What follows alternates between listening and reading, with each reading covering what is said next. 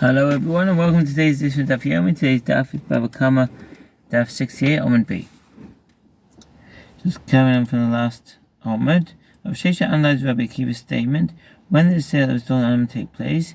If we say it occurred before the owner despaired of recovering his property, is it possible to say that there is any entrenchment in sin? The sale does not take effect as it occurred before the owner despaired, which means that the thief did not in fact deepen his sin by selling the animal. Rather, it must be that the sale occurred after the owner's despair, and if it entered your mind that the owner's despair caused the thief to acquire the animal, why does he pay the fourfold or fivefold payment? Since the animal belongs to him after the owner's despair, in effect he slaughters his own animal or sells his own animal. The sages say, it is possible to explain the term entrenched sin in accordance with what Rava said. The thief is liable because he repeated his sin, i.e. he sinned a second time by going through the motion of the sale, regardless of the fact that the sale was not legally binding. Here too, one can say that the thief is liable because he repeated his sin. The Gemara suggests, come and hear proof from a Baita. It is written, if a man steal an ox or a sheep and slaughter it or sell it, this is 21:37, just as slaughter is an act that cannot be undone, so too the selling referred to here is an act that cannot be undone. Mechira she'ena chozeres. The conceptual difference between the Gemara's question and its answer is as follows. When the Gemara asks this question, it assumes that a sale that cannot be undone is one that is legally binding, i.e. one that is not reversed automatically due to faulty nature. According to the Gemara's answer, a sale that cannot be undone is one that is permanent, as a temporary sale is essentially a rental. The Gemara analyzes the Baita. Now, when is a sale irreversible? If we say that this sale occurred before the owner's despair of recovering a stolen item, why can it not be undone? Since the thief's sale of the animal before the owner's despair is ineffective, the sale is easily undone. Rather, Baita must be speaking about a case where a thief stole the animal after the owner's despair, and if it enters your mind that a thief acquires a stolen item after the owner's despair, why does he pay the fourfold or fivefold payment for slaughtering or selling the animal at this point? He slaughters his own animal or sells his own animal. Apparently, a thief does not acquire the stolen item after the owner's despair. The Gemara rejects this proof. The explanation for this Baita is as Rav Nachman said in reference to a different Baita.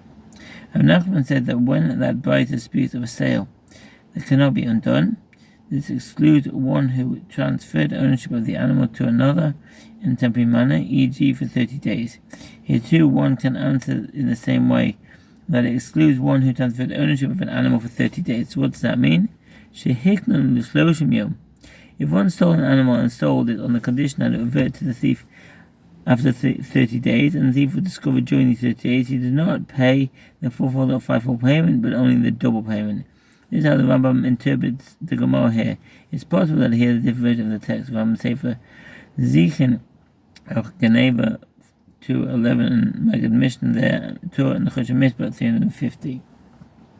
Accordingly, if one stole the animal permanently, even if the sale was performed before the owner despaired, and is therefore not legally binding, he is therefore required to pay the fourfold or fivefold payment. The Gemara raises an objection from another Baita. If one stole an animal and another person came and stole it from him, a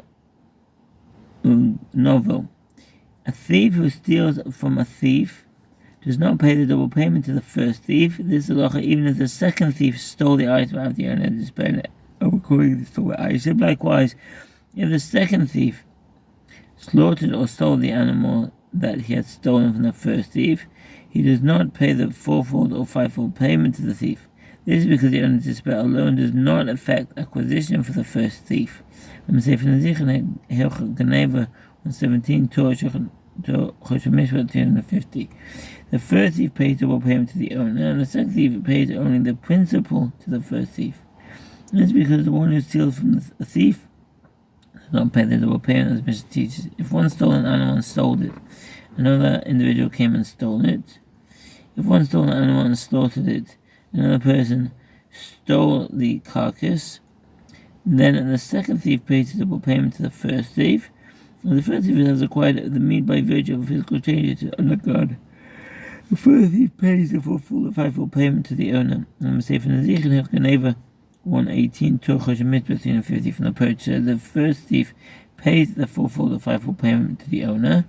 The second thief pays the double payment to the purchaser, who has become the new owner of the animal. If one stole an animal and slaughtered it, another person came and stole the slaughtered animal, the first thief pays the fourfold or fivefold payment to the owner, and the second thief does not pay the double payment but only the principal. According to the law, the one who steals from the thief does not pay the double payment. The Gemara analyzes this brayta. In any event, the brayta teaches in the middle clause, if one stole an animal and sold it, and another came and stole it from the purchaser, but he paid the fivefold payment. And the second thief pays a double payment to the purchaser. When did the sale occur?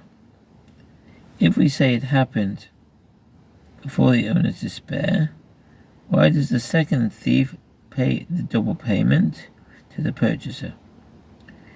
Is there anyone who says that a change in possession of a stolen item, i.e. when it leaves the possession of the thief and enters the possession of another, without the additional fact of the owner's despair, causes the one who has it to acquire the item? There's no such opinion. Therefore, the so-called purchase of the animal does not become its owner, as the sale is invalid. This should be considered a case of one who steals from a thief, and consequently there should be no double payment. Rather, it is obvious that the sale occurred after the owner's despair, and if it enters your mind that the thief acquires the stolen item after the owner's despair, why should the first thief pay the fivefold or fourfold or fivefold payment?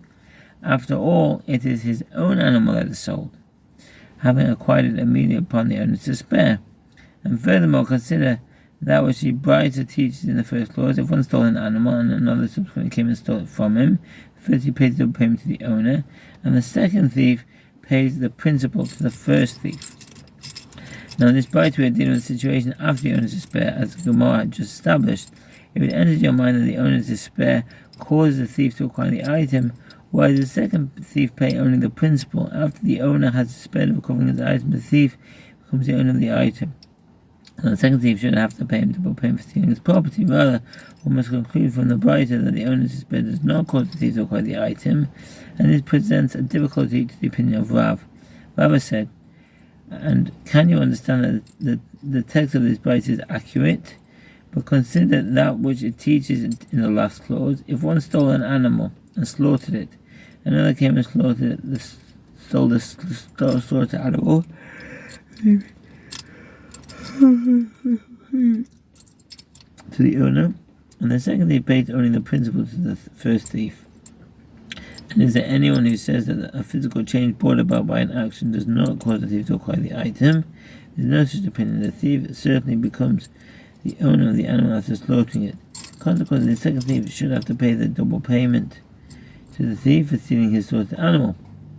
It must therefore be concluded that the text of the brayta has been corrupted and must be reformulated.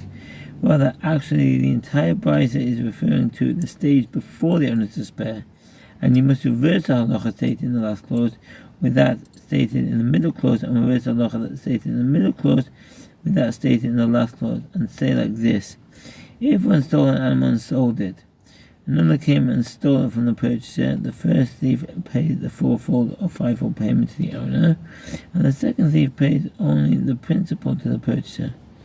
As a change in possession without the additional factor of owner's despair does not cause one to acquire the item.